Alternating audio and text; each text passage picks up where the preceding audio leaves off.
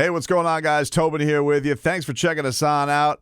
And hope you guys can subscribe here and subscribe to the WQAM YouTube page to watch Tobin and Leroy every single weekday from 10 a.m. to 2 p.m. That would mean a lot to me. Erik Spoelstra is in the Philippines right now with the FIBA World Cup team, which has been really starred on by Anthony Edwards.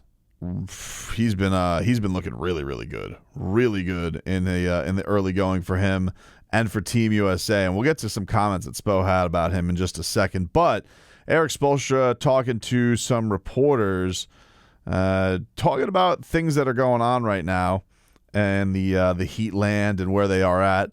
And this is from Anthony Chang of the Miami Herald.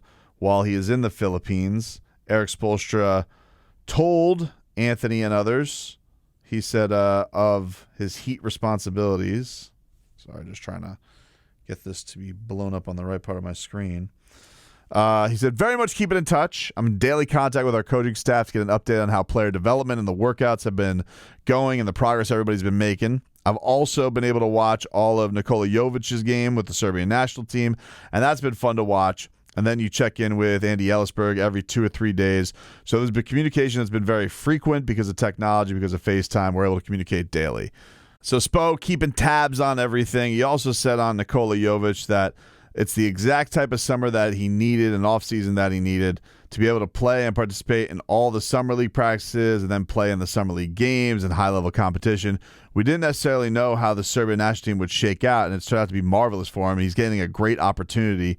They've had about 2.5 to 3 week training camp with the exhibition games included, so he's been able to play in all those games. We were able to send our staff to see a week of his training camp, and then we're in the same place right now, and he's only about 5 miles away with traffic.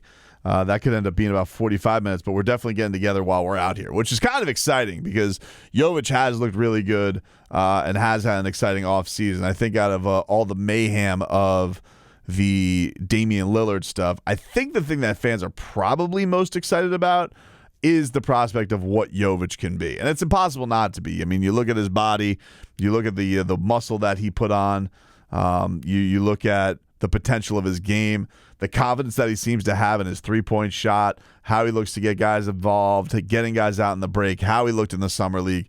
I haven't watched a full Serbian national team, but I have watched the highlight packages on YouTube and things like that, and he looks impressive.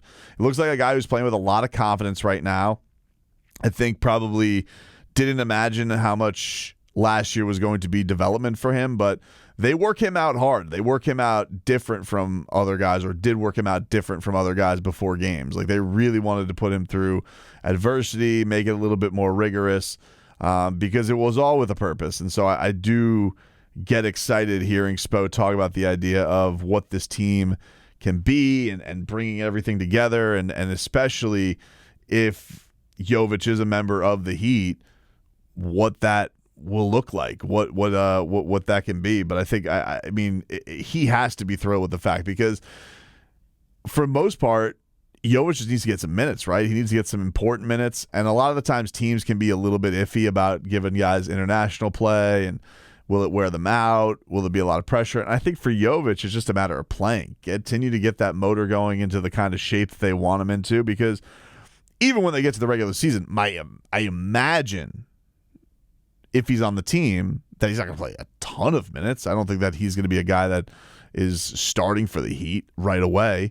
So he's got to be able to make his impact as much as he can. That's a really important thing, especially for Erik and his backup bigs. He likes those guys coming out with their hair on fire, playing balls to the wall. And if you don't, a lot of the times he won't play you. He won't trust you. He needs those guys to play with that constant energy and unselfishness. And I think that what you're seeing with Jovic, with the way that he can make his impact so quick. Like, he's not putting up monster numbers for Serbia, but I think that you could see that, he gets out on the break, he's getting somebody involved, or he's trying to get an offensive rebound and put it back. Those effort and energy plays are going to be huge. Yeah, the step back threes and all that stuff that he's learning for Caron Butler, hell, that stuff looks pretty. But it's the energy stuff, it's the extra stuff that's going to make I think where he's going to make his mark at first before he blossoms into the other stuff. It's how Bam worked out. So Spo was not allowed to talk about Damian Lillard, which is, not a surprise. But he did say that the Heat feels very fortunate from our team that we were able to go to the finals. They were able to bring back a majority of our roster. Obviously, we're really happy for Max and Gabe from a personal standpoint, but you're also going to miss them from a personnel standpoint. So yeah, I don't, and I do think I've thought this as we've gone into the Damian Lillard training camp, getting close to that point. We're, about 5 weeks away from training camp. And, I do think that the Heat definitely can manage a roster without Gabe and Max, at least for the regular season right now. I mean, the Heat may end up having to make moves by the time they get to the postseason to shore that stuff up. But I think for a regular season, if you're telling me, hey, we're going to see what Jaquez can bring to the table, we're going to see what Jovic can bring to the table, we're going to see Kyle Lowry back in the starting lineup. If we're just going from that, they're going to be fine. They're going to be fine. If anything, I would say, you have Kevin Love more familiar. He's probably going to start next to Bam, most likely. Jovic to come up after him. You have a really exciting prospect in your backup center in Thomas Bryant, a exciting prospect in Orlando Robinson, who balled out in the summer league. So I don't know how big. And then if you need a sniper, you need an absolute shooter, you still have Duncan Robinson, who really, I think, found himself in this postseason. On top of that, you have the addition of Josh Richardson. And Spo said to be able to get somebody like Jay Rich, who we're all really comfortable with and spent many hours with and developing him, he feels comfortable in our system and how we operate. We feel very fortunate that we were able to get him when we were able to get him. He's already been in the gym working. It's almost like I mentioned to him last time I saw him in the gym. It's like the time away never happened. The relationship just started getting off the relationship just started off right where we left it. And that's when you have a strong relationship back and forth from our standpoint and his standpoint. Also, his versatility is going to be super important, and his ability to play multiple positions. And I think that's the great thing about Jay Rich, too, is like he can, if Tyler's gone, he can start in the backcourt next to Dame. If Jimmy needs a spell one night, Jay Rich can handle that. If you need some more bodies to throw at people, Caleb is, need something. Like he is an ultimate Swiss Army knife. And again, so I do think that the reports of demise on this Heat roster, just because you lost guys like Gabe and Strus, it sucks to lose them. They were fantastic. But I think the Heat's going to be okay. I really, really do.